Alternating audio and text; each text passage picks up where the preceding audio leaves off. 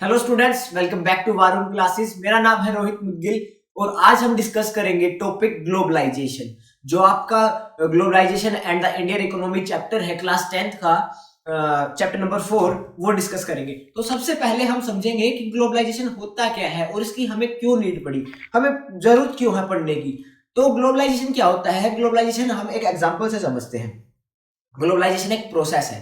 मान लीजिए एक कंट्री है यूएसए और दूसरी कंट्री है इंडिया। ठीक है, यूएसए की कंपनी है एप्पल, जो वो इंडिया में आकर इन्वेस्टमेंट कर रही है। ठीक है, अपने प्रोडक्ट्स को सेल कर रही है। तो इसे बोलते हैं ग्लोबलाइजेशन। मतलब कि दो कंट्रीज के बीच में इंटीग्रेशन होना, ठीक है, जुड़ाव होना, किसके थ्रू? फॉरेन ट्रेड के और फॉरेन इन्वेस्टमेंट के। इस प्रोसेस को हम बोलते हैं ग्लोबलाइजेशन। अब आपका यहाँ पर 1 मार्क्स का एक क्वेश्चन बनता है कि व्हाट इज ग्लोबलाइजेशन। तो globalisation is defined as the integration between countries. Globalisation क्या है? एक प्रोसेस है जो कंट्रीज के बीच में इंटीग्रेशन है। ठीक है, जुड़ाव है, इंटीग्रेशन है। इंटीग्रेशन है किसके थ्रू? फॉरेन ट्रेड या फिर फॉरेन इन्वेस्टमेंट के। फॉरेन इन्वेस्टमेंट या फॉरेन ट्रेड कौन करती हैं? MNC, multinational companies. ठीक है, मल्टीनेशनल जो कंपनी है, हम नेक्स्ट स्लाइड में हम डिस्कस करेंगे कि जो मल्टीनेशनल कंपनीज है वो होती क्या है। तो ग्लोबलाइजेशन क्या है? ये एक प्रोसेस है जिसके थ्रू क्या होती है, डिफरेंट डिफरेंट कंट्रीज है उनके बीच में ट्रेड होता है, फॉरेन इन्वेस्टमेंट होती है। तो उस प्रोसेस को हम बोलते हैं ग्लोबलाइजेशन। ठीक है, अब ग्लोबलाइजेशन के बेनिफिट्स क्या है? ग्लोबलाइजेशन के बेनिफिट्स आपको क्या है कि जैसे एप्पल है और ग्लोबलाइजेशन प्रोसेस ना होती इंडिया और यूएसए के बीच में, तो क्या है, हमें एप्पल के प्रोडक्ट्स ना मिलते। ठीक है, तो हमें क्या है, ग्लोबलाइजेशन के through different different products use करने का मौका मिलता है। ठीक है, टेक्नोलॉजी, जैसे कि आईफोन के अंदर आईओएस सॉफ्टवेयर होता है, तो आईओएस क्या है, हमें वो यूज करने के लिए नहीं मिलता। ठीक है, एप्पल कंपनी जो है इंडिया में इन्वेस्ट नहीं करती, हमें आईफोन्स नहीं मिलते, जिससे क्या है, हमें प्रोडक्ट्स नहीं मिलते, टेक्नोलॉजी नहीं मिलती, इंफॉर्मेशन नहीं मिलती। जैसे कि व्हाट्सएप यूज करते हैं, वो बाहर की कंट्री, दूसरे देश की है। ठीक है, व्हाट्सएप जो है दूसरे देश की है, तो हम क्या करते हैं, हम एक प्लेस से दूसरे बहुत दूर जो प्लेस है उसके अपने फ्रेंड्स के साथ कम्युनिकेट कर सकते हैं, व्हाट्सएप के थ्रू वीडियो कॉल कर सकते हैं। ठीक है, तो ये क्या है, हमें टेक्नोलॉजी मिल रही है, हमें इंफॉर्मेशन मिल रही है। अब क्या है, जैसे कि एप्पल है इंडिया में आती है, इंडिया में आने के बाद वो अपना प्लांट बनाती है। ठीक है, वो डिफरेंट डिफरेंट स्टोर्स खोलती है, तो उन स्टोर्स में भी तो इंडिया के आदमी होते हैं जो उन्हें आईफोन्स को सेल कर रहे होते हैं। ठीक है, और जो आईफोन बना रहे होते हैं वो भी तो इंडिया के होंगे। वर्कर्स जो है, लेबर्स जो है, उनको जॉब मिलती है। तो ग्लोबलाइजेशन के अकॉर्डिंग हमें जॉब्स भी मिलती है। तो ये थे what is globalisation and what are the benefits of globalisation. तो ग्लोबलाइजेशन के बेनिफिट्स क्या क्या है? हमें प्रोडक्ट्स मिलते हैं, टेक्नोलॉजी मिलती है, ठीक है, इंफॉर्मेशन मिलती है, जॉब्स मिलती है और अलग अलग अपॉर्चुनिटीज मिलती है। जैसे कि हमारी इंडिया की कोई भी एक बड़ी कंपनी है, टाटा कंपनी, वो बाहर दूसरे देश में जाकर वहां पर इन्वेस्टमेंट करती है। तो वो क्या है कि यहाँ के लोग भी तो उस दूसरे देश में जाके अपना जो ब्रांच खोलेंगे, अपना या फिर कंपनी खोलेगी, वहां पर भी तो इंडिया के आदमी जाएंगे, तो बाहर दूसरे देश में जाने का मौका मिलेगा, डिफरेंट डिफरेंट अपॉर्चुनिटीज मिलेगी इंडिया को। ठीक है, तो अब क्या है, एमएनसी, यहाँ पर हम देख रहे थे कि जो ग्लोबलाइजेशन है वो एमएनसीज करती है। एमएनसीज क्या होती है? मल्टीनेशनल कंपनीज या फिर मल्टीनेशनल कॉर्पोरेशन। अब आपका यहाँ पर एक क्वेश्चन बनता है कि define MNC, what is the full form of MNC. 1 marks का, 2 मार्क्स का आपसे पूछ सकता है व्हाट इज मल्टीनेशनल कंपनीज। तो मल्टीनेशनल कंपनीज या फिर मल्टीनेशनल कॉर्पोरेशन, आपको क्या लिखना है? A multinational corporation is one that has business operation in 2 और मोर कंट्रीज। मान लीजिए इंडिया और यूएसए का मैंने एग्जांपल दिया था एप्पल का, तो एप्पल एक एमएनसी है, मल्टीनेशनल कंपनीज। मल्टीनेशनल कंपनीज वो कंपनीज होती है जो 2 देशों के या फिर 2 से ज्यादा देशों के बीच में ट्रेड करती हूँ। अब जैसे एप्पल मैंने बताया, तो एप्पल जो है वो इंडिया में भी है, चाइना में भी है, साउथ अफ्रीका में भी है, बहुत सारे देशों में ऐसे फैली हुई है। तो जो एप्पल जो है अमेरिका की कंपनी है, वो डिफरेंट डिफरेंट कंट्रीज में अपने प्रोडक्ट्स को सेल करती है, तो इसे हम एमएनसी बोलेंगे। These companies are often managed from and have a central office.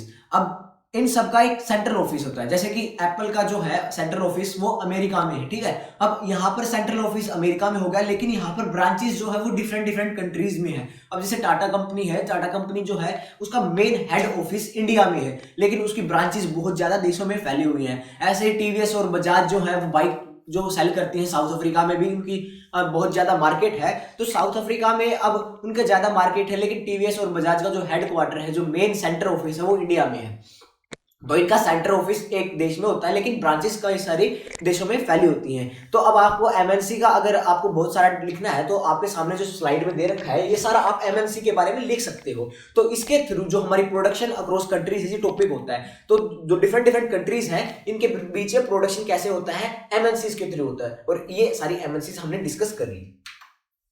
अब बात करते हैं factors that have enabled globalisation, कि ग्लोबलाइजेशन है वो कौन से फैक्टर्स हैं जिसके कारण ग्लोबलाइजेशन होता है।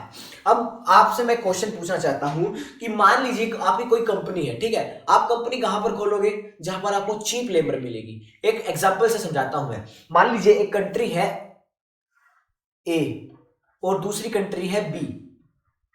अब ए कंट्री के ये रूल्स हैं कि यहां पर आपको लेबर को कम से कम 1500 रुपए देने हैं एक दिन के, और बी कंपनी है वहां पर रूल्स है कि आपको सिर्फ 500 रुपए देने हैं, ठीक है। अब आप एक प्रोडक्ट बना रहे हो, एक्स प्रोडक्ट बनाया आपने, ठीक है, एक प्रोडक्ट बनाया एक्स।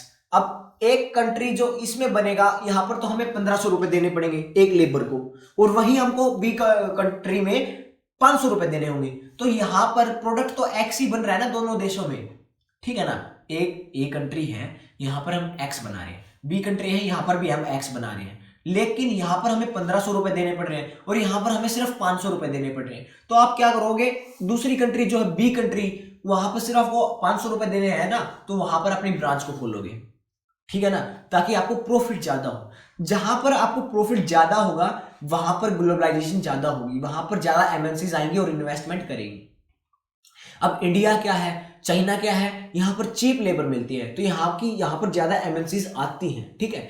तो दूसरा है बेस्ट ट्रांसपोर्ट फैसिलिटी। अब क्या है, आपने प्रोडक्ट तो बना लिया लेकिन यहाँ पर ट्रांसपोर्ट फैसिलिटी अच्छी नहीं है। आपका मान लीजिए एक प्रोडक्ट बन रहा है इस लोकेशन पर, यहाँ पर, ठीक है, और यहाँ का रास्ता अच्छा नहीं है, ठीक है, या फिर यहाँ के ट्रांसपोर्ट फैसिलिटी अच्छी नहीं है, तो अब मार्केट में वो जो आइटम जाना है वो लेट जाएगा, जिससे क्या है उसको प्रॉफिट भी कम होगा, वहां पर देरी होगी, वहां पर प्रोडक्शन भी फिर स्लो होगी। तो यहाँ पर क्या है कि बेस्ट ट्रांसपोर्ट फैसिलिटी, अगर ट्रांसपोर्ट फैसिलिटी अच्छी है तो प्रोडक्शन भी अच्छा होगा, तो वहां पर ग्लोबलाइजेशन भी ज्यादा होगा। नेक्स्ट है बेस्ट कम्युनिकेशन टेक्नोलॉजी।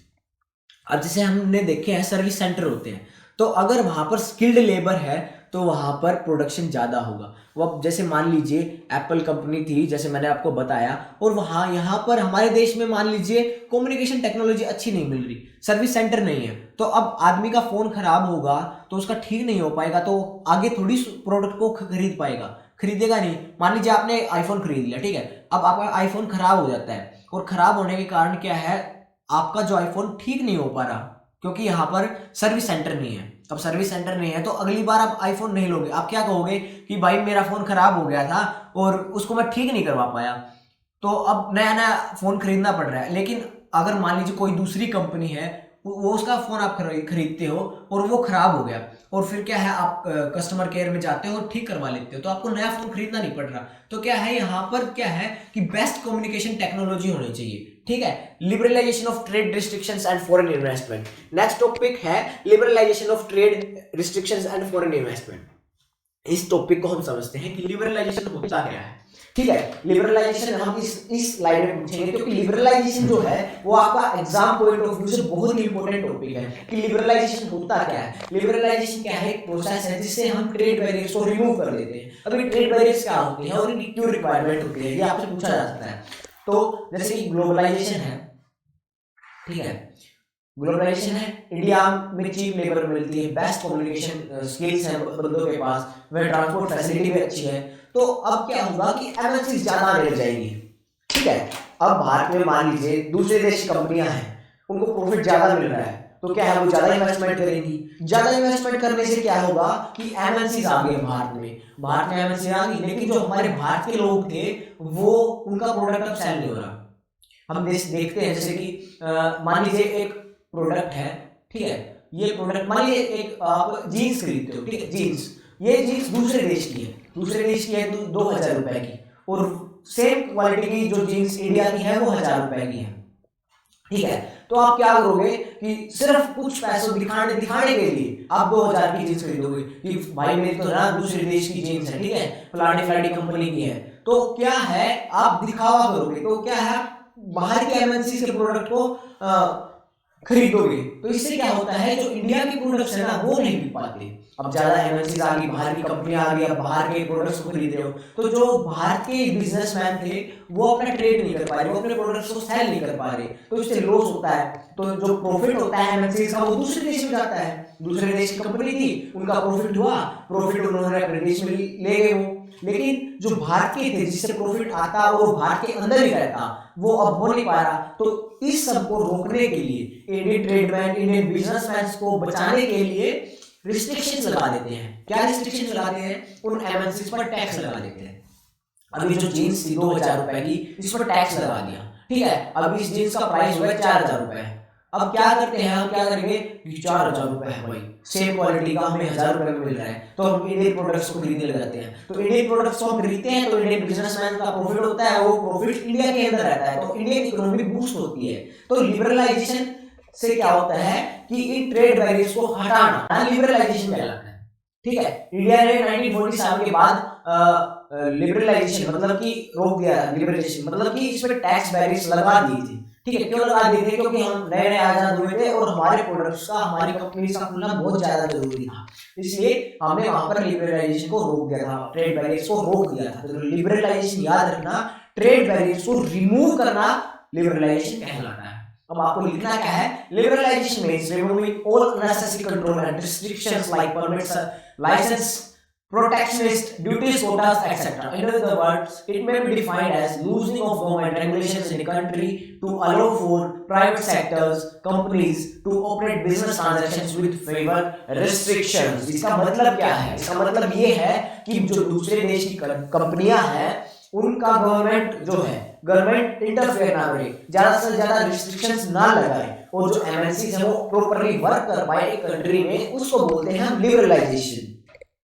इसके बाद एक टॉपिक आता है World Trade Organization, WTO। What is the full form of WTO? 1 marks में आपसे पूछ सकता है और आपके पिछले एग्जाम्स में पूछा भी हुआ है, what is the full form of WTO। या फिर 2 मार्क्स में आपसे पूछ सकता है what is the function of World Trade Organization. तो आपको जो ये लिखा हुआ है सामने, ये सब लिखना है। द वर्ल्ड ट्रेड ऑर्गेनाइजेशन और WTO is the only global international organisation dealing with the rules of trade between nations. अब मैंने बताया था इंडिया और यूएसए का एग्जांपल, तो अब क्या है कि यहाँ पर ट्रेड बैरियर्स क्या होंगे, यहाँ पर टैक्स क्या होगा, ये सब नेगोशिएशन करने के लिए एक ऑर्गेनाइजेशन है जिसका नाम है WTO। WTO के कुछ एग्रीमेंट्स होते हैं जिन्हें हर्ट बोला जाता है WTO का। ये डिफरेंट कंट्रीज जो है साइन करती हैं कि हम अपने रूल्स एंड रेगुलेशंस बना के रखेंगे ताकि एमएनसीज आए भी, और ऐसे रूल्स बनाते हैं जो कंट्रीज हैं जो नेगोशिएट करके कि ना तो बिजनेसमैन जो खुद के देश के बिजनेसमैन हैं, खुद की कंपनियां हैं, उनको लॉस हो, ना फिर एमएनसीज को रोका जा सके। तो वर्ल्ड ट्रेड ऑर्गेनाइजेशन एक ऐसी ऑर्गेनाइजेशन है जिसके अंदर कुछ एग्रीमेंट्स होते हैं, डिफरेंट कंट्रीज इसमें साइन करती हैं, और इससे क्या है, ट्रेड इजी हो डिफरेंट कंट्रीज के बीच, मतलब कि ग्लोबलाइजेशन बढ़े या फिर लिबरलाइजेशन भी बढ़े, ये सब WTO हैंडल करती है। तो एक्सपोर्टर्स जो है, इंपोर्टर्स हैं, जो बिजनेसमैन है, इनको ज्यादा लॉस ना हो, इसलिए एक ऑर्गेनाइजेशन बनाई गई थी जिसका नाम है WTO। अब आपसे एग्जाम में पूछ सकता है कि what is WTO, what is World Trade Organization. तो आपके सामने जो लिखा हुआ है आप ये लिख लीजिए, बाकी मैंने आपको समझा ही दिया है। नेक्स्ट है impact of globalisation in India. अब इंडिया जो है इसका इंपैक्ट क्या है ग्लोबलाइजेशन पे। ग्लोबलाइजेशन है उससे इंडिया की मार्केट पर क्या इंपैक्ट होता है, तो फॉरेन इन्वेस्टमेंट हैज इंक्रीज। अब इंडिया में ग्लोबलाइजेशन होगा, बाहर की कंपनियां आएंगी, तो क्या करेंगी, ज्यादा इन्वेस्टमेंट करेगी। ज्यादा इन्वेस्टमेंट करने से क्या है कि फॉरेन इन्वेस्टमेंट होगी इंडिया में, ठीक है, तो फॉरेन इन्वेस्टमेंट इंक्रीज हो जाएगी। इंक्रीज कंपटीशन, अब क्या है, मान लीजिए बाहर दूसरे देश की कंपनी आती है, वो अच्छे प्रोडक्ट आपको दे रही है, ठीक है। अब क्या है, जो हमारे देश की कंपनी है ना, उसको कंपटीशन मिल रहा है कि भाई दूसरे देश की कंपनी है, ये अच्छे प्रोडक्ट्स दे रही है 1000 रुपए में, अब 1000 रुपए में हमें भी ऐसे ही प्रोडक्ट देने पड़ेंगे। तो क्या है, कंपटीशन होता है। कंपटीशन होने के कारण क्या है, जो कंज्यूमर है जैसे कि हम हैं, जो हम उस आइटम को खरीदने जाएंगे वो हमें बेटर क्वालिटी का मिलेगा, ठीक है, तो सर्विस बेटर हो जाती है ग्लोबलाइजेशन से। Globalisation has enabled some large Indian companies to emerge as multinational. यहाँ पर एक एग्जांपल से ये टॉपिक समझना होगा, बहुत इंपॉर्टेंट टॉपिक है, आपके काफी सारे क्वेश्चंस जो आगे आएंगे वो सॉल्व होंगे इससे। तो मान लीजिए एक कंपनी है नाइकी शूज की, वो क्या करती है, इंडिया में आती है। इंडिया में आने के बाद वो छोटी छोटी कंपनीज को हायर कर लेती है, ठीक है। वो उन्हें टेक्नोलॉजी देती है कि आप ये टेक्नोलॉजी लीजिए और ये रॉ मटेरियल्स लीजिए, आपको पर्टिकुलर इस क्वालिटी के शूज बनाने हैं। तो जो छोटी छोटी कंपनियां हैं वो शूज बना देती हैं। अब इन्होंने इन छोटी छोटी कंपनीज ने शूज बना दिए। शूज बनाने के बाद ये नाइकी को सेल कर देते हैं, ठीक है। अब नाइकी क्या करती है, इन पर अपना लोगो लगा देती है। लोगो लगाने के बाद मार्केट में सेल कर देती है, क्योंकि बड़ी कंपनी है, उसने तो छोटी कंपनी से वो शूज खरीदे, अच्छी क्वालिटी के थे, बस अपना लोगो लगाया और सेल कर दिए। अब क्या है, जो छोटी छोटी कंपनियां थी इंडिया की, इनके अंदर इनको टेक्नोलॉजी आ गई, इनको टेक्नोलॉजी मिल गई कि अच्छे शूज कैसे बनाते हैं। तो क्या होता है, जब ये कई बार क्या है कि जो छोटी छोटी कंपनियां थी ये हट जाती हैं, ठीक है, इससे अपना एग्रीमेंट तोड़ लेती हैं और एक बड़ी कंपनी बन जाती है। तो क्या है, ग्लोबलाइजेशन से क्या है, जो इंडिया की कंपनी है या फिर जो भी उस देश की कंपनीज हैं, उनको मौका मिल जाता है बड़ी कंपनियां बनने का। तो ये था इम्पैक्ट ऑफ ग्लोबलाइजेशन। ग्लोबलाइजेशन का नेगेटिव इम्पैक्ट क्या होता है कि जब हम ग्लोबलाइजेशन ज्यादा कर देते हैं, एमएनसी ज्यादा आ जाती हैं। एमएनसी ज्यादा आ जाती हैं तो लोग बाहर के देश की कंपनियों के प्रोडक्ट्स को खरीदने लग जाते हैं, जिससे क्या होता है कि इंडिया की जो आइटम्स थी, प्रोडक्ट्स थे, वो सेल नहीं होते। तो एक नेगेटिव इम्पैक्ट भी होता है ग्लोबलाइजेशन का, जो मैंने आपको बता दिया। Struggle for globalisation, some of the steps that government taken are. अब ग्लोबलाइजेशन के लिए स्ट्रगल्स क्या क्या हैं, तो जो गवर्नमेंट है वो क्या क्या कर सकती है। It can ensure that labour laws are properly implemented and workers get their rights. अब बाहर की कंपनी आती है, ठीक है, बाहर की कंपनी आएगी और वो लेबर लॉज को, जो हमारे लेबर लॉज होते हैं, मिनिमम वेजेस एक्ट है, उनको फॉलो ही नहीं करेगी, तो उन पर बैन कर देगी उनको, ठीक है। तो जो लेबर लॉज हैं वो अच्छे से इंप्लीमेंट होने चाहिए। It can support small producers to improve their performance. अब ग्लोबलाइजेशन का मैंने बताया था कि जो स्मॉल एग्जांपल बताया था नाइकी का, वो छोटी छोटी जो कंपनियां हैं, वो टेक्नोलॉजी मिल जाती है, फिर वो अपना एग्रीमेंट तोड़ लेती हैं और फिर बड़ी कंपनी बन जाती है और अपने शूज को सेल करती हैं। तो स्मॉल प्रोड्यूसर्स का भी अच्छा प्रॉफिट होता है। If necessary the government can use trade barriers. Trade barriers जैसे मैंने बताया कि जैसे अगर एमएनसीज का ज्यादा दबदबा हो गया तो ट्रेड बैरियर लगा देती है, ज्यादा टैक्स लगा देती है, जिससे क्या है, एमएनसीज को रोक दिया जाता है। It can negotiate at the WTO for fair rules. अब डब्ल्यूटीओ क्या करती है, गवर्नमेंट क्या करती है, डब्ल्यूटीओ से नेगोशिएट कर लेती है, अच्छे रूल्स बनवा लेती है, जिससे क्या है, इंडिया का बेनिफिट होता है। It can also align with other developing countries. अब क्या है, मान लीजिए डब्ल्यूटीओ अपना राज कर रही है, ठीक है, अपनी चला रही है, तो क्या है, जो डेवलपिंग कंट्रीज है वो इकट्ठी आती हैं और एक सर्टेन जो उनका सबका एक सिमिलर टॉपिक होता है, सिमिलर इंटरेस्ट होता है, उस पर नेगोशिएशन कर सकते हैं इजीली। तो ये था globalisation and the Indian economy. अब जितना भी हमने टॉपिक कवर किया है ये दोबारा रिवाइज हो जाएगा इन्हीं के क्वेश्चंस के अंदर। तो अभी क्वेश्चंस करेंगे जो आपके एग्जाम्स में आए हैं, ये टॉपिक प्लस सारे क्वेश्चंस लगाने के बाद पूरा चैप्टर 100% कवर हो जाएगा, ठीक है। आप बाहर के क्वेश्चंस को भी बना लोगे। अब हम डिस्कस करते हैं इंपॉर्टेंट क्वेश्चंस जो आपके एग्जाम में आते हैं, ठीक है। अब आपका मेन मोटो, अब जैसे मेरा काम तो फिनिश हो गया कि मेरा जो मेन काम था आपको समझाने का, नई नई जो टर्म्स थी वो समझाने का, वो हो गया। अब आपका मेन काम क्या है, आपका मेन मोटो क्या है कि आपको ये देखना है कि हमारे प्रीवियस ईयर क्वेश्चन कैसे हैं, आपके एग्जाम में क्वेश्चंस कैसे आते हैं, ठीक है, आपको लिखना कैसे है। तो इन जो स्लाइड्स आपको दे रखे हैं ना, इनके नीचे हर एक का आंसर दे रखा है कि आपको लिखना कैसे है, कितना कंटेंट लिखना है, आपको कितने मार्क्स मिलेंगे कितना लिखने पर। और जैसे आपको पता तो चल गया, जैसे कि क्वेश्चन है what are multinational corporations. Multinational corporations MNCs होती क्या है। अब ये आपको पता है कि एमएनसी ये होती है कि जो दो देशों के बीच में या फिर दो से ज्यादा देशों के बीच में ट्रेड करे, फॉरेन इन्वेस्टमेंट बढ़े, उसे बोलते हैं मल्टीनेशनल कंपनी। अब लिखना क्या है ना, वो आपको इस स्लाइड में दे रखा है। तो लिखना क्या है, ये सब आपको लिखना है। तो हमारा जो टॉपिक है मल्टीनेशनल कंपनी का वो हो गया है, 1 मार्क्स का आपका यहाँ पर बन जाएगा। तो आपको लिखना जो है ये आप यहाँ पे देख के लिख सकते हो। नेक्स्ट है व्हाट इज इन्वेस्टमेंट। अब इन्वेस्टमेंट क्या होती है, इन्वेस्टमेंट क्या है, किसी भी एसेट जैसे कि कोई भी बिल्डिंग है, कोई भी फैक्ट्री है, कोई भी लैंड है, उसको खरीदना जिससे क्या है आपका प्रॉफिट हो जनरेट, ठीक है। प्रॉफिट होगा, आप नई नई कंपनीज को खोलोगे, नई नई बिल्डिंग्स को खरीदोगे, जिससे क्या आपका इन्वेस्टमेंट ज्यादा होगा, जिससे क्या आपकी प्रोडक्शन ज्यादा होगी, फिर प्रोडक्शन ज्यादा होगी तो प्रॉफिट ज्यादा होगा। तो इसे बोलते हैं हम इन्वेस्टमेंट। एग्जाम्पल क्या होते हैं इन्वेस्टमेंट के, बिल्डिंग्स खरीद ली, फैक्ट्रीज खरीद ली, ठीक है, अच्छी अच्छी मशीन्स खरीद ली। तो अब आपका 2011 में क्वेश्चन आया था कि in which year did government decide to remove barriers on foreign trade and investment in India. जो फॉरेन ट्रेड पर हम टैक्स बैरियर्स लगा रहे थे, हम टैक्स लगा रहे थे, वो इंडिया ने कब रिमूव करे। अब 1947 में ट्रेड बैरियर्स लगा दिए थे, अपना प्रोडक्ट्स बेचना था, अपनी कंपनीज को सेटअप करना था, तो इंडियन गवर्नमेंट ने ट्रेड बैरियर्स लगा दिए। अब उनको हटाया कब गया, तो हटाया गया था वो 1991 में, 1991 में वो ट्रेड बैरियर्स को हटा दिया गया था। तो आपका ये क्वेश्चन भी आ सकता है। अब बोलता है why is tax on imports known as a trade barrier. Imports पर टैक्स लगाना ट्रेड बैरियर क्यों कहलाता है। अब जैसे मैंने आपको बताया था, जब हम ट्रेड बैरियर लगाते हैं ना, यहाँ पर हमने ट्रेड बैरियर लगा दिया तो टैक्स लगा दिया। अब फॉरेन इन्वेस्टमेंट आएंगी, यहाँ पर टैक्स लगा दिया तो यहाँ पर जो उसकी वैल्यू इंक्रीज होगी, तो इंक्रीज होने के कारण वो सेल नहीं हो पाएगी, तो एक बैरियर का काम करता है। तो ये टैक्स एक बैरियर का काम करता है, इसलिए टैक्स बैरियर इसे बोला जाता है। बाकी आपको लिखना जो है वो यहाँ पर देखकर आपको लिख सकते हो। 2014 एंड 2012 में क्वेश्चन आता है विच organisation lays stress on liberalization of foreign trade and foreign investment। मैंने एक टॉपिक डिस्कस किया था आपके साथ, WTO, वर्ल्ड ट्रेड ऑर्गेनाइजेशन।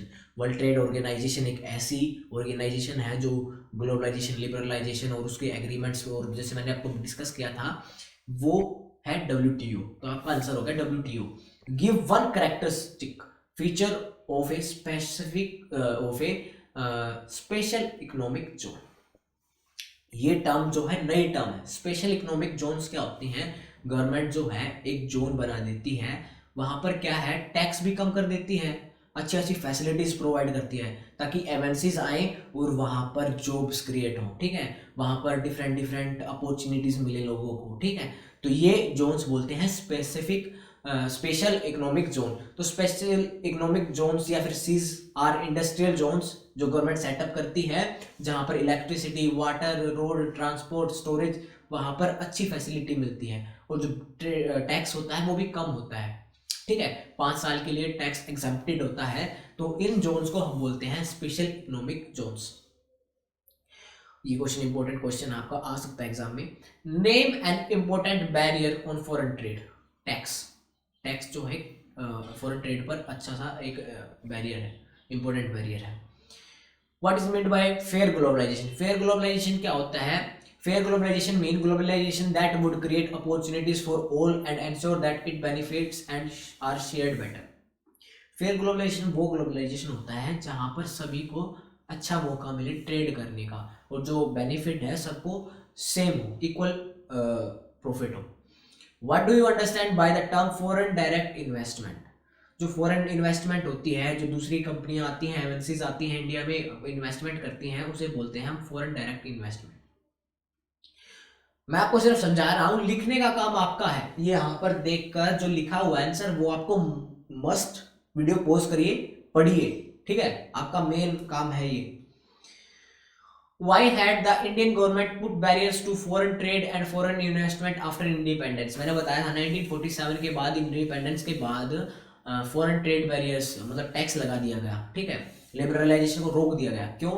क्योंकि वहां पर उस टाइम पे हम नए नए इंडिपेंडेंट हुए थे, क्या था, हमें अपनी कंपनीज को खोलना था, ठीक है, तो इसके लिए जो है वो हमने ट्रेड बैरियर्स को लगा दिया था, ठीक है। तो फॉरेन कंपटीशन से बचने के लिए हमने ट्रेड बैरियर्स को लगा दिया था, इंडियन इकोनॉमी को बूस्ट करने के लिए ट्रेड बैरियर्स का यूज किया था। What is meant bye trade barrier. तो मैंने आपको बता दिया ट्रेड बैरियर क्या होते हैं। बैरियर्स जो होते हैं जो टैक्स लगा देते हैं हम दूसरी एमएनसीज पर, ठीक है, ताकि वो इन्वेस्टमेंट ना कर पाए और हमारे फॉरेन ट्रेड को, जो हमारा इंडियन ट्रेड है, जो हमारे खुद के देश के बिजनेसमैन हैं, ठीक है, उनको प्रॉफिट हो, उसको बोलते हैं, बैरियर्स को हम बोलते हैं ट्रेड बैरियर। डिफरेंट भी between investment and foreign investment, ये भी हमने डिस्कस कर लिया। इन्वेस्टमेंट कोई भी हो सकती है, जैसे मैं इंडिया का हूँ, तो इंडिया में इन्वेस्टमेंट कर रहा हूँ, इंडिया में फैक्ट्रीज को खोल रहा हूँ, तो ये इन्वेस्टमेंट होगी। और लेकिन जो दूसरे देश की कंपनी आके हमारे देश में इन्वेस्टमेंट करती हैं उसे बोलते हैं हम फॉरेन इन्वेस्टमेंट। अब नेक्स्ट क्वेश्चन है, why do MNCs set up their offices and factories in those regions where they get cheap labour and other resources. अपना प्रॉफिट ज्यादा हो। अब मान लीजिए मैंने एग्जांपल दिया था कि एक देश में 1500 रुपये देने पड़ रहे हैं, दूसरे देश में सिर्फ 500 रुपये देने पड़ रहे हैं, तो 500 रुपये जहाँ पर देने पड़ रहे हैं ना, सिर्फ उसको वहाँ पर वो अपना ऑफिस खोलेगी, वहाँ पर अपनी प्रोडक्शन करेगी, तो the cost of production is low और MNC is greater profit earn कर पाए। सिंपल सा क्वेश्चन है। तो अब शॉर्ट क्वेश्चन की बात करते हैं 3 मार्क्स के। Explain the role of government to make globalisation fair. 5 topics 5 points मैंने आपको बता दिए थे, ठीक है, उन्हीं 5 पॉइंट्स को आप लिख सकते हो, या फिर यहाँ पर जो दे रखा है वही है, मेनली यही लिखे हुए हैं कि डेवलपिंग कंट्रीज हैं वो जिसका सिमिलर इंटरेस्ट है वो नेगोशिएट कर सकती हैं, डब्ल्यूटीओ जो है फेयर रूल्स बना सकता है, नेगोशिएट कर सकते हैं हम। 3 एडवांटेज ऑफ ग्लोबलाइजेशन, ये जो है ये भी लिख सकते हो, या फिर जो मैंने बताए थे कि हमें डिफरेंट टेक्नोलॉजी मिलती है, डिफरेंट प्रोडक्ट्स मिलते हैं, जॉब अपॉर्चुनिटीज क्रिएट होती हैं ग्लोबलाइजेशन से, या फिर जो इंडिया के पीपल हैं जो दूसरे देश में जाती हैं वहाँ पर उनको अपॉर्चुनिटीज ज़्यादा मिलती हैं। ट्रेड बैरियर्स, दोबारा से वही क्वेश्चन आता है, why Indian trade government put barrier on independence, ये क्वेश्चन हमें डिस्कस कर लिया। नेक्स्ट क्वेश्चन है what would happen if government of India put heavy tax on import of Chinese toy. अब चाइनीज टॉयज पर हैवी टैक्स बैरियर लगा दिया, heavy tax लगा दिया, तो क्या होगा, चाइनीज जो टॉयज हैं वो उनका प्राइस ज़्यादा हो जाएगा और इंडियन बायर्स जो हैं उनके पास चॉइस भी कम होगी, ठीक है, क्योंकि अब कई कंपनीज जो चाइनीज की वो भाग जाएंगी क्योंकि टैक्स ज़्यादा लगा दिया, उनके प्रोडक्ट्स सेल नहीं हो रहे तो चली जाएंगी, तो उनके पास चॉइस भी लेस हो जाएंगी। तो ये 4 पॉइंट आप लिख सकते हो। How do multinational companies manage to keep the cost of production of their goods लो।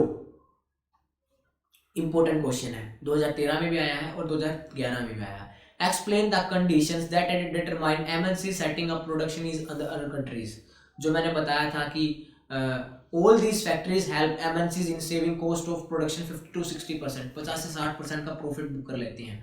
तो जहाँ पर चीप लेबर होगी, अच्छी फैसिलिटी होगी, तो MNC setup offices and factories for production in region where they can get cheap labour. मैंने बता दिया, ये क्वेश्चन रिपीट होता जाएगा डिफरेंट फॉर्म्स में। तो cheap labour, best transport facility, communication technology, जहाँ पर स्किल्ड लेबर्स होंगी, ठीक है, जहाँ पर ट्रेड बैरियर्स कम होंगे, लिबरलाइजेशन ज़्यादा होगा, वहाँ पर ये एमएनसी सेटअप होगी और अपना प्रॉफिट ज़्यादा बुक करेंगी। तो ये सब आपको इन सभी क्वेश्चंस में लिखना है। Same, how do we participate in the market as producers and consumers, explain with example. हम, आप या फिर मैं एक प्रोड्यूसर और कंज्यूमर की तरह कैसे पार्टिसिपेट करते हैं मार्केट में, एक्सप्लेन कीजिए एग्जांपल से। कोई भी एक आइटम है, मान लीजिए एक फार्मर है, वो एक क्रॉप को ग्रो करता है, ठीक है, गेहूं को ग्रो किया उसने और वो मार्केट में चला गया सेल करने, तो वो गेहूं को बेच रहा है और आप मार्केट में जाते हो, गेहूं को खरीदते हो ताकि आप आटा बना सको और फिर उसको अपना जो है खाना खा सको। तो क्या है, वो जो एक मैं फार्मर हूँ, मान लीजिए मैं फार्मर हूँ, मैंने क्रॉप्स को ग्रो किया, गेहूं को ग्रो किया, मार्केट में गया मैं, तो मैं एक सेलर की तरह गया। लेकिन वहीं पर आप आए और आपने गेहूं को खरीद लिया। क्यों खरीद लिया? क्योंकि आपको उससे आटा बनाना है, फिर आपको उससे रोटी बनानी है, आपका पेट भरना है। तो ऐसे एग्जाम्पल्स देने हैं कि हम जो है एक प्रोड्यूसर की तरह भी काम करते हैं और एक कंज्यूमर की तरह भी काम करते हैं। मेरी एक फैक्ट्री है, मान लीजिए पेन पेंसिल की, स्टेशनरी का सामान मैं बनाता हूँ, मैं मार्केट में गया, मैंने सेल कर दिया। आप क्या हो? आप स्टूडेंट हो, आपने स्टेशनरी का सामान चाहिए था, आप गए मार्केट में, आपने कंज्यूम कर लिया, तो आप एक कंज्यूमर की तरह होगी, ठीक है। तो ये सब एग्जाम्पल दे रखे हैं, आपने पढ़ना है और लिखना है। How are the local companies benefited by collaborating with multinational companies. मैंने आपको ये क्वेश्चन पहले डिस्कस कर लिया, नाइकी का एग्जांपल दिया था। जो नाइकी है वो छोटी छोटी कंपनियों को खरीद लेती है, छोटी छोटी कंपनियां खरीद ली, अब क्या करेंगी, जब प्रोडक्ट्स बनाती हैं तो वो क्या है, कई बार अपना एग्रीमेंट तोड़ लेते हैं और फिर एक बड़ी कंपनी बन जाती हैं, या फिर उनको अच्छा, पहले तो मान लीजिए उस कंपनी के शूज़ कोई खरीद नहीं रहा था, लोकल कंपनी, लेकिन अब एमएनसी का हाथ उस पर आ गया, ले भाई साहब आ जाओ और तुम हमारे अंडर काम करो। अब उसके अंडर काम करने से क्या है, अब उसके जूते जो है सेल होने लगे, ठीक है, वो जूते बनाने लगे नाइकी के लिए, अब वो उसको सेल कर रहे हैं तो उनका प्रॉफिट हो रहा है। तो इससे क्या है, ये काफ़ी सारे बेनिफिट्स होते हैं एमएनसीज जब लोकल कंपनीज को खरीद लेती हैं। How has foreign trade been integrating markets of different countries in world, explain with example. 2012 में क्वेश्चन आया था। नेक्स्ट क्वेश्चन आया था सेम इसी में 2015 में, foreign trade integrates the markets in different countries, support the statement. जो फॉरेन ट्रेड है उससे मार्केट्स इंटीग्रेट होती हैं डिफरेंट डिफरेंट कंट्रीज में। जैसे मैंने आपको एग्जांपल दिया था एप्पल कंपनी का, वो इंडिया में आती है, इंडिया में आने के बाद इन्वेस्टमेंट करती है, यहाँ पर प्रोडक्शन चालू करती है, तो यहाँ से क्या है इंटीग्रेशन होती है। तो ये आपको लिखना है, ये है, ठीक है, ये सब आपको लिखना है। इसमें काफी ज्यादा लंबा लिख रखा है, आप इसको एक बार पढ़ लीजिए और अपनी लैंग्वेज में भी लिख सकते हो इसको, ठीक है, रटना आपको बिल्कुल भी कुछ नहीं है। Define the term liberalisation, trade barriers को हटाना लिबरलाइजेशन कहलाता है, ठीक है। 1991 में जो लिबरलाइज हो गई थी हमारी इंडियन गवर्नमेंट, लिबरलाइजेशन की पॉलिसी को फॉलो करने लगे थे। क्यों फॉलो करने लगे थे? क्योंकि 1991 तक इंडिया में बहुत सारी इंडिया की बड़ी कंपनियां खुल चुकी थी। तो अब क्या है, अब भारत सरकार क्या चाहती थी कि दूसरी देश की कंपनियां भी आए और इन्वेस्टमेंट करें, ठीक है। तो ये सब रीजन था। How has information and communication technology stimulated globalisation process? तो इंफॉर्मेशन और कम्युनिकेशन टेक्नोलॉजी का क्या रोल है ग्लोबलाइजेशन की प्रोसेस को इंक्रीज करने में? तो मैंने जो स्किल्ड लेबर्स और उसका एग्जांपल बताया है आपको कि कम्युनिकेशन टेक्नोलॉजी अच्छी होगी और जो स्किल्ड लेबर्स हैं टेक्नोलॉजी के बारे में बता पाएंगे, तो इससे ग्लोबलाइजेशन ज़्यादा इंक्रीज होगी। जैसे टेलीकॉम इंडस्ट्रीज हैं, बैंकिंग इंडस्ट्रीज हैं, यहाँ पर स्किल्ड लेबर की रिक्वायरमेंट है, स्किल्ड लेबर की रिक्वायरमेंट है, तो यहाँ पर कम्युनिकेशन टेक्नोलॉजी आनी चाहिए लोगों को। ये सब आपको लिखना है। Why had Indian government put barriers to foreign trade and foreign investment after independence? दोबारा रिपीट हो रहा है क्वेश्चन, क्या होता आपको इस एग्जाम में भी आ जाए, 2014 में भी आया, 2016 में भी आया और पहले भी आया हुआ है। How are MNCs able to cope with large demands from all over the world and control prices? ये क्वेश्चन क्या है, 2014 में आया था। Large MNCs in developed countries place order for production with small producers. जो छोटी छोटी कंपनियां हैं उनको हायर कर लेते हैं, अपने प्रोडक्ट्स बनाते हैं। The MNCs sell these under their own brand names. मैंने आपको काफी अच्छे से ये क्वेश्चन समझा दिया है। नाइकी है, एक छोटी छोटी कंपनियों को हायर करती है, उनसे प्रोडक्ट्स बनवाती है, बनवा लिए, अब अपने पास लेती है, अपने पास लेने के बाद लोगो लगवाया, लोगो लगा लिया, लोगो लगाने के बाद सेल कर देती है। सिंपल सा क्वेश्चन है। As they control the market with huge demand, they are able to control price. अब नाइक जो है वो एक बड़ी कंपनी है, उसका मेजर रोल है मार्केट में, तो इसके अकॉर्डिंग अपना प्राइस भी कंट्रोल कर लेती है क्योंकि डिमांड है उसकी। A wide ranging choice of goods are available in Indian markets, support the statement with example in context of globalisation. ये टॉपिक भी मैंने डिस्कस कर लिया।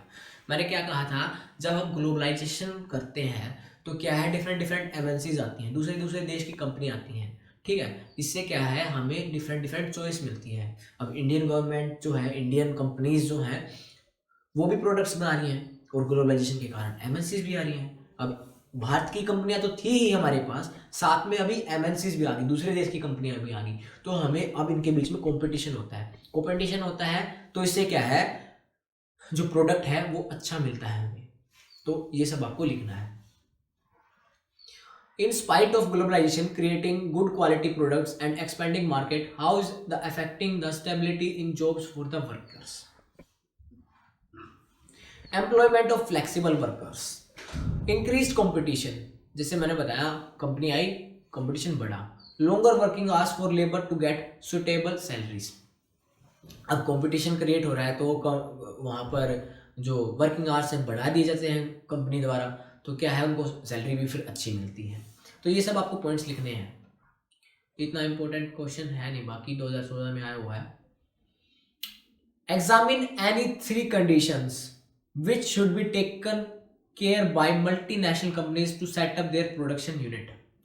3 कंडीशंस बतानी है जिससे मल्टीनेशनल कंपनीज जो है वो प्रोडक्शन यूनिट्स को सेट कर सके। तो चीप लेबर, ये क्वेश्चन भी वही रिपीट हो रहा है, ठीक है, बार बार में क्वेश्चन रिपीट हो रहे हैं। How do multinational corporation interlink production across countries, explain with example. ये सब भी आपको सिर्फ याद करना है और लिखना है। अब लॉन्ग क्वेश्चन पे आते हैं। WTO एक्सप्लेन हो गया है, मेन क्या एम है इसके, जो एग्रीमेंट्स है लिबरलाइज करना, ग्लोबलाइजेशन को बढ़ाना, ये सारे एम्स हैं। और जो आउट शॉर्टकमिंग्स ऑफ WTO ये आपको आपके सामने दे रखे हैं। व्हाट इज ग्लोबलाइजेशन समझा दिया मैंने आपको। ये सारे वीडियो को पॉज करिए और ये आपको पढ़ने हैं, पूरे पूरे क्वेश्चंस पढ़ने हैं आपको, ठीक है। What is MNC, give two example of Indian companies, ठीक है, इंडियन कंपनी जैसे टाटा मोटर्स होगी, इन्फोसिस होगी, एशियन पेंट्स जो होगी, ये सारी जो है ये इंडिया की एमएनसीज हैं, ठीक है, दूसरे दूसरे देशों में यहाँ पर ये काम करती हैं। ये सब आपको लिखना है, वीडियो को पॉज करते रहिए, जो लिखा हुआ है पढ़ते रहिए। How has globalisation been advantages to both producers as well as consumers, producers को कैसे मिलते हैं, चीप लेबर मिल जाती है, चीप लेबर मिल जाती है, अच्छी उसको प्रॉफिट ज़्यादा बुक होता है। कंज्यूमर्स को क्या होता है कि उनको प्रोडक्ट्स अच्छे से मिलते हैं, डिफरेंट डिफरेंट क्वालिटी मिलती है, डिफरेंट डिफरेंट उनके प्रोडक्ट्स मिलते हैं, ठीक है। How has globalisation benefited India, हो गया डिस्कस ये भी। ये इंपॉर्टेंट क्वेश्चन है, इसको स्क्रीनशॉट ले सकते हो इस क्वेश्चन का, ठीक है, या फिर वीडियो को पॉज करके एक बार पढ़ सकते हो।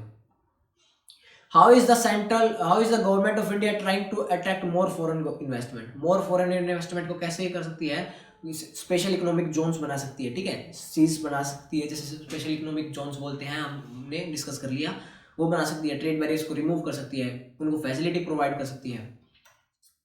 What is means by SCZ, SEZ special economic zone, ये भी डिस्कस हो गया।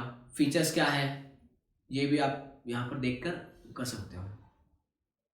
अब 37 क्वेश्चन आता है, advancement of international trade off a country is an index of its economic prosperity. International trade बनने से एक देश की इकोनॉमिक प्रोस्पेरिटी बढ़ती है कैसे। अब ये तो है नहीं कि हमारे पास सारे रिसोर्सेज हैं, जैसे कि हमारे पास ऑयल की कमी है, ठीक है, तेल की कमी है, तो हम दूसरे देशों से परचेज करते हैं, तो इससे क्या है, जो हमारे पास रिसोर्सेज नहीं है वो मिलते हैं, ठीक है। और जो country can earn large amount of foreign exchange, अब एमएनसीज आती हैं तो फॉरेन एक्सचेंज भी आएगा, हम दूसरे देश में जाके एमएनसीज खोलते हैं, दूसरे देश में कंपनियां खोलते हैं, तो फॉरेन एक्सचेंज आएगा, इससे प्रॉफिट आता है तो वो इंडिया में आता है।